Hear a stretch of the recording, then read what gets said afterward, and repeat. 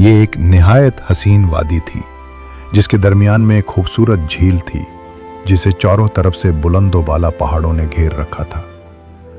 फजा ऐसी दिलकश थी कि खुद जन्नत भी शर्मा जाए। हर साल गर्मियों के मौसम में 3 परियां, 3 बहनें उस झील के किनारे आया करती थीं। सबसे छोटी परी गुलाब की तरह खूबसूरत थी, इसलिए सब उसे गुलाब परी कहते थे। वो तीनों झील पर आती और पानी में खुशी खुशी खेलने लगती। इर्द गिर्द का माहौल सन्नाटा लिए होता, सिर्फ उनकी हंसी की गूंज सुनाई देती। बिल्कुल 7 दिन तक वो इसी तरह खेलती रहती, फिर अपने वतन नंदन कानन यानी अपनी जन्नत जैसी सरजमीन वापस चली जाती। इसी वादी के एक गांव में एक यतीम चरवाहा लड़का रहता था। अगरचे परियां इंसानों की खबर नहीं रखती, मगर चरवाहा उनका सब हाल जानता था। वो रोज बकरियों को चुराता, बांसुरी बजाता और दूर से परियों को नहाता देखा करता था। एक दिन वो गुलाब परी पर दिल हार बैठा। उसका चेहरा ऐसा हुसीन था कि चरवाहे की बांसुरी से जन्नती नगमे निकालने लगे। दूर खड़ी परियां हैरान रह जाती। ये कैसी धुन है जो नंदन कानन के परिंदे भी नहीं बजाते। वो सुनती रहती, मगर चरवाहा कभी सामने ना आता। फिर एक दिन चरवाहे के दिल में शैतानी ख्याल आया। जब परियां नहाकर पानी से बाहर आईं, वो आहिस्ता से उस दरख्त के करीब गया जहां परियां खड़ी थीं। उसने गुलाब परी पर छुप कर हमला किया, उसके परों की जोड़ी उतार ली। वो जादुई पर जिनसे उसने अपने वतन वापस जाना था, गुलाब परी को पता नहीं चला कि उस पर हमला किसने किया। चरवाहे ने वो पर एक बड़े दरख्त के तने में छुपा दिए, फिर चुपके से वहां से हट गया। 7 दिन बाद जब परियों को वापस जाना था, तो गुलाब परी के परों को बहुत तलाश किया, मगर कुछ न मिला। उनके वालिद का सख्त हुक्म था कि कोई परी 1 हफ्ते से ज्यादा जन्नत से बाहर ना रहे। बड़ी बहन ने कहा, हमें वापस जाना होगा, वरना हम अगले साल तक नहीं आ सकेंगे। तुम यहीं रहो, पर तलाश करो। जब मिल जाएं, तो नंदन कैनन वापस आ जाना। हम वालिद से कह देंगे कि वो नाराज न हो। यूं 2 परियां उड़ गईं और गुलाब परी अकेली किनारे पर रह गई। वो बैठकर रोने लगी। चरवाहा जो छुपा हुआ था हिम्मत करके बाहर आया।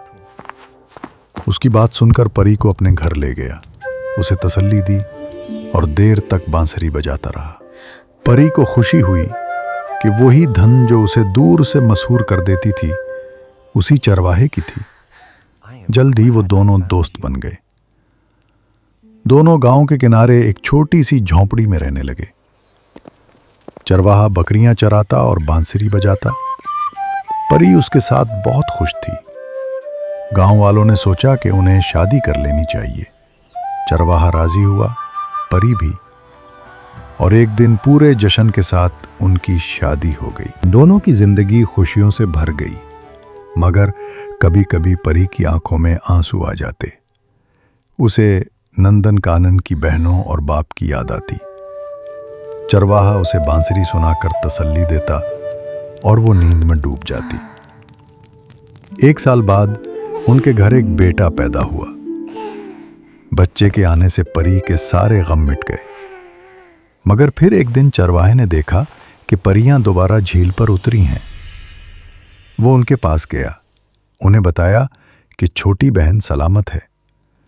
वो सब खुश होकर उसके घर आईं। तीनों बहनें रात भर हंसी, रोएं, बातें करती रहीं।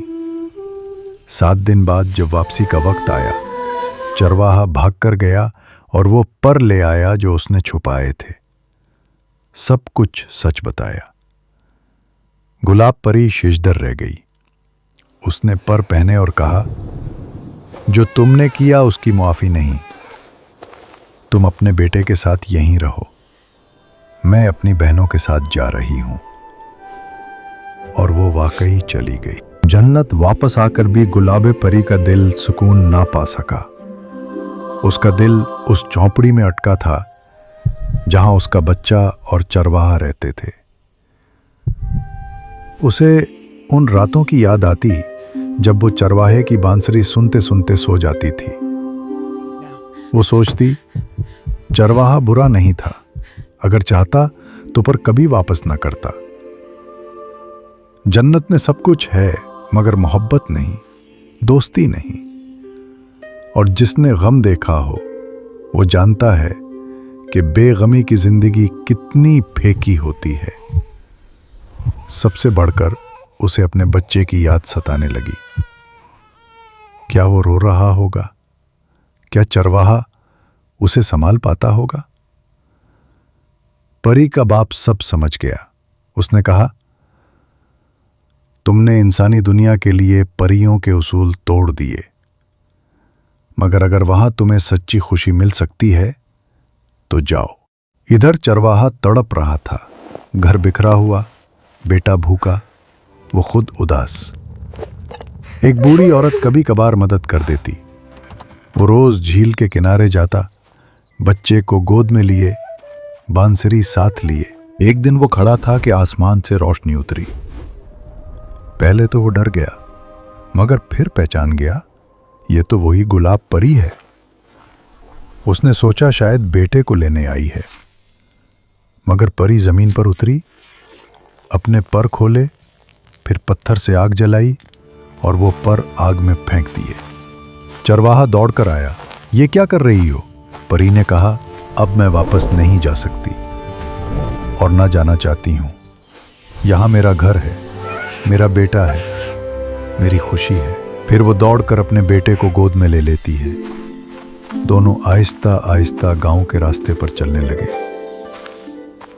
पीछे उनके जले हुए परों की राख उड़ती रही।